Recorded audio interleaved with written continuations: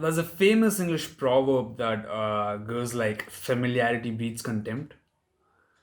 And paying respect to these words, I stayed away from the camera and I preferred not to make any video for the past few months. And this time I'm not even going to apologize for the hiatus that I opted for by choice, because I feel like uh, my content has been getting a bit banal over the past few months, and I wanted to find the purpose behind why we even chose to make this channel in the very first place. And as I was, biding my time away and, was looking for answers, it was at that point when was Dune had released on IMAX in the theaters, and I somehow just jostled and fought my way through and watched the movie finally in Bangalore on an IMAX screen. That is the right way to watch it, right? And I watched the movie and I realized that it is for these movies that our channel was made. It is for this sort of a masterpiece, that needs to be talked about. That is why our channel has, you know, come in inception in the very first place. And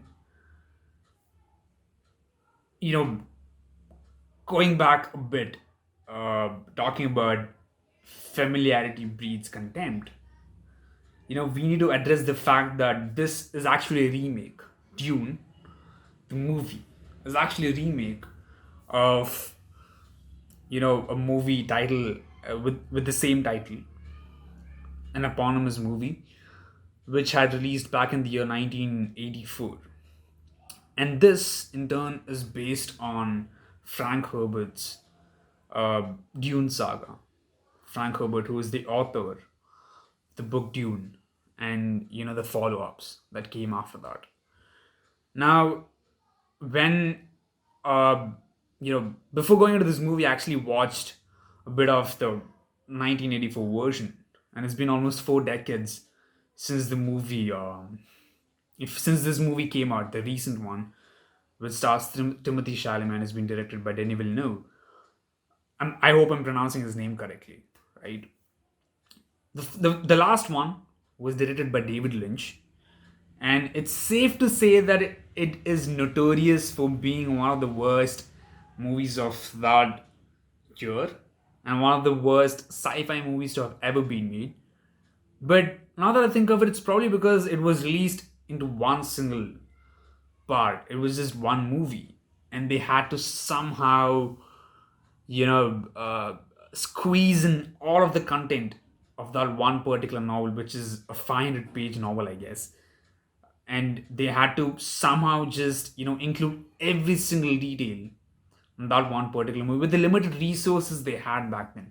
And I also feel like the casting, they didn't do justice back then. Not that they didn't have a good cast, it's just the fact that you need to have an appropriate cast, not just an ensemble of people or superstars who have made it, made through all of the obstacles of the industry. And I feel like the previous movie kind of favors the white savior uh, concept that is somewhat speculated by people, that people speculate that Dune kind of favors this whole white savior theory, and the previous movie kind of abides by it, and I do agree to that. But I feel like this newer version of it, this recent version of it, is a fresh breath of air for everyone. And it's been a long time since I've actually witnessed something as marvelous as this on the big screen.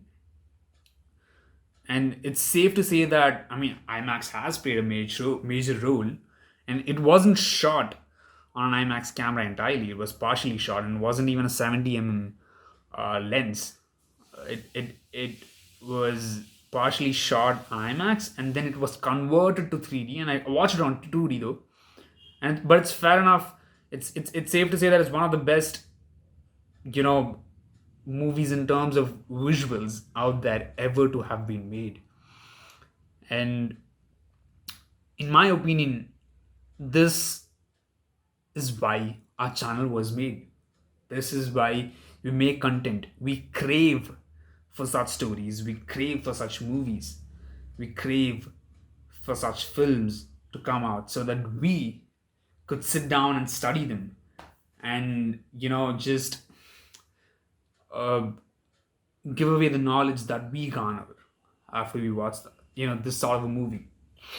And I've been waiting for this movie for the past 1.5 years or so, way before the pandemic even, you know, uh, saw the light of the day. But it was a struggle for me to go and watch it because I had to like fight my way through it. And somehow when I went and did, I was not at all disappointed.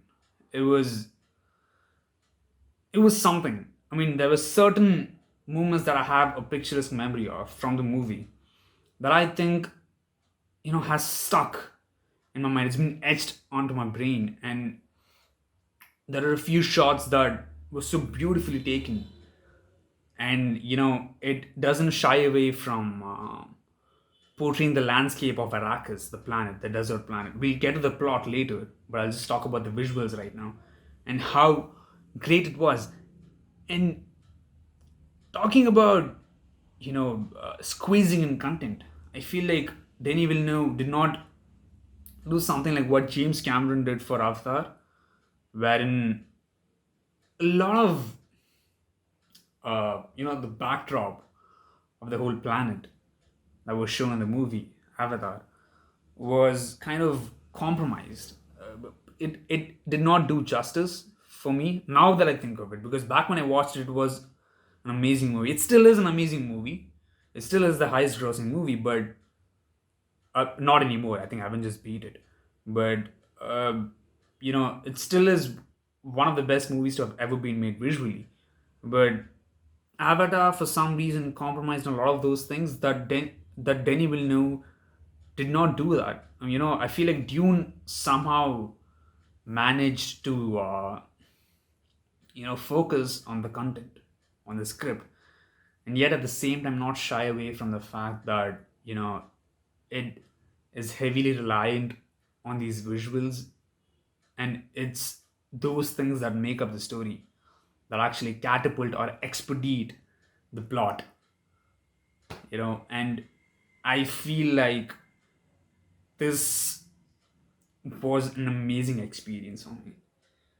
It was kind of overwhelming because I hadn't watched a movie in the big screen for, I don't know, almost half a year or so. And even the last movie that I watched wasn't that great. It was just another movie. So I was genuinely very happy, and it just filled me up with great joy. Now, talking about the plot, this is going to take a moment for me to talk about, because Dune as a movie is, Dune as a story written by Frank Herbert has to be one of the best. I mean, this is probably an overstatement. Sorry, this is probably an understatement. I'm sorry. This is probably an understatement because Dune, I don't think there's any other science fiction story out there in this universe that could probably, even come close to Dune. Nobody can even fathom writing such a story. Before doing some research on Dune, I started doing some research like a couple of years back when this whole project was announced, and there were these stills that were shown on Instagram and social media, and that's when I got intrigued by this whole movie, and I started doing some research and reading a few articles which were based on this book, and I came to realize that this is probably one of the best novels to have ever been written. I mean, Frank Herbert is a bloody genius. Who would have thought of writing a story about human beings, evolving into, you know, evolving into someone who's able to, capitalize on interstellar travel and, mastering that. And a story that's been based on 20,000 years from now on, and, you know, in a dystopian setup, yet surviving. It one has to cudgel his or her brain to an extent that, you know, insanity is what is awaiting him or her. And I feel like when I watched the previous version of the movie, it didn't do much justice, but also because I feel like it also gets a very much, too much of a bad rep for, not being that visually appealing. But I guess that's because of the time and age it was made in. It's donkeys years old. It's such an old movie, and I think it needs to get, a decent amount of respect that it deserves too. Just like how Star Wars got it, and people need to realize that movies like Star Wars and Star Trek have been heavily based on, this whole universe, Dune universe, and we'll come to that later. We'll talk about it in another video maybe. But the point is, the fact that Frank Herbert came up with the story is shows that he's a bloody genius, right? And I did some research. I probably cannot talk about the whole plot right now. I want to keep it spoiler free as much as I can. I can't promise. But the point is, when I did some research on this, I've come to realize that even, Tolkien, J.R.R. Tolkien, who wrote Lord of the Rings and Hobbit series, even that doesn't match up to the greatness of Dune. And this might seem like an overstatement, but it isn't, because Dune has multiple houses, it has multiple planets, and it talks about human beings from, 20,000, 10,000, or 20,000 years from now on. And it talks about an era where computers and any sort of artificial intelligence or intelligent, ingenious machines have been banned entirely. And the whole universe functions on, human intelligence and human brilliance and the capability of human beings, and which is being catalyzed by a drug called spice, which is found on the planet Arrakis, otherwise called as Dune, because it's this desert planet. And spice is a psychoactive drug that literally, rolls over the sand. Like, it is just right there. It's teeming with this. The whole planet is teeming with this drug. And there are these many political aspects that come into play, that, who try to, like, have a hold on this planet and the people living in it, so that they can, somehow have a monopoly over the trade for this drug, and so that they can pretty much, focus on, pretty much capitalize on interstellar travel and many other things, because there are so many properties for this drug spice, which doubles the lifespan of a person, which heightens one's senses, and also helps in calculating very difficult equations that help in interstellar travel. Because remember, this universe does not have any, machines or artificial intelligence at all. Now, I don't want to delve any deeper. Maybe there'll be another video that is dedicated to the story of Dune. I'll definitely make one. I'm even thinking of writing a blog. But talking about the review, this probably has to be one of the best movies I've ever witnessed. And I'm giving this a solid 9.5 or even 9.7, but I don't do 9.7. I don't do that. So 9.5 out of 10. This point 0.5 has been, has not been given because I think that it's a very complicated story. Not everyone would get it, and that is the sole reason why I'm not giving that. But for me, this has to be one of the best things I've ever witnessed. I know that I'm overusing the sentence, but that is because that's how great it was. You need to go and watch it. And if you're not watching it, I'm telling you, you're an idiot. You're missing out on a lot. And there's going to be another part that's going to come out in 2023. And the cast did a wonderful job. And yeah, that's pretty much it. And I have to say that, talking about the cast, I think Timothy Chalamet acted his way out this movie. And there have been some complaints that Zendaya wasn't seen much, or there were other actors that did not, that probably, got killed very soon. But that's okay. I think that kind of aids the story, and it remains true to the script. Before I wrap this up, I'll only be doing justice if I talk about the cast and how wonderful they were, and also shout out to Greg Fraser, who is the cinematographer of this movie. He's the real hero, in my opinion. And talking about the cast, Timothy Chalamet plays Paul Atreides. The hair. He's the son of the Duke, later Atreides, which is who's played by Oscar Isaac, and he has a concubine who is none other than Lady Jessica, played by Rebecca Ferguson, and she is a nun of the Order of Bene Gesserit. Bene Gesserit would, I could dedicate a whole video for Bene Gesserit and how crazy they are. I would rather call them the real Spice Girls.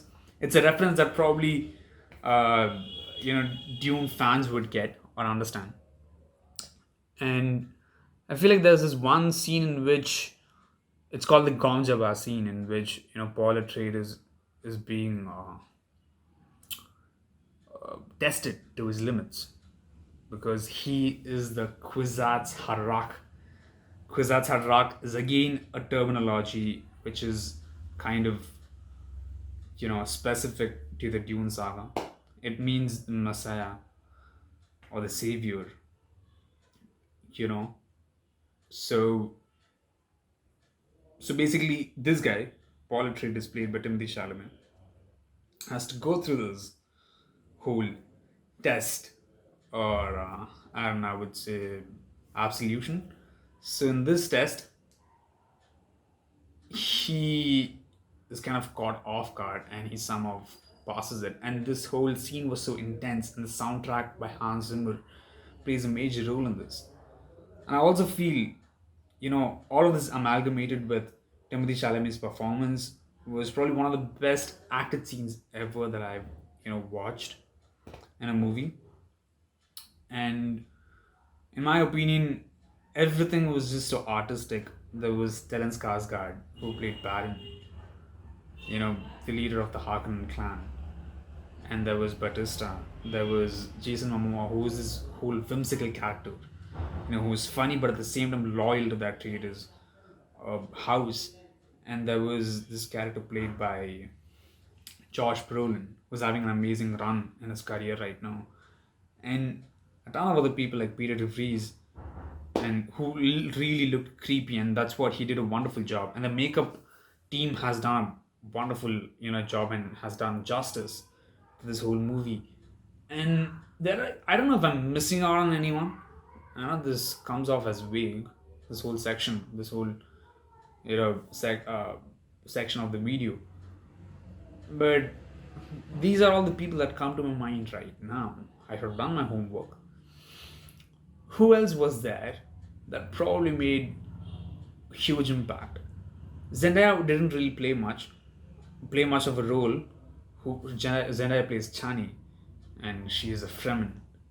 And Stilgard is being played by Javier Bardem, who's another legend and a wonderful actor, and I love him personally. And he had a small role, but I think he has a lot more going forward in the second movie. And that is pretty much it. These are the major roles that I want to talk about. And I know I'm not giving out much in this review about the plot. That is also because I want to witness it firsthand. And I think I don't want to confuse This whole story, which is overly complicated already. It's a very complex and intricate story, which has many nuances to it. So you need to witness this first, and do some research before watching it. So yeah, you should definitely watch it. And there are a few shots and stills that I might show in this video, if it's possible, after editing it. You will get to know why this is a great movie. Bye bye. Thank you.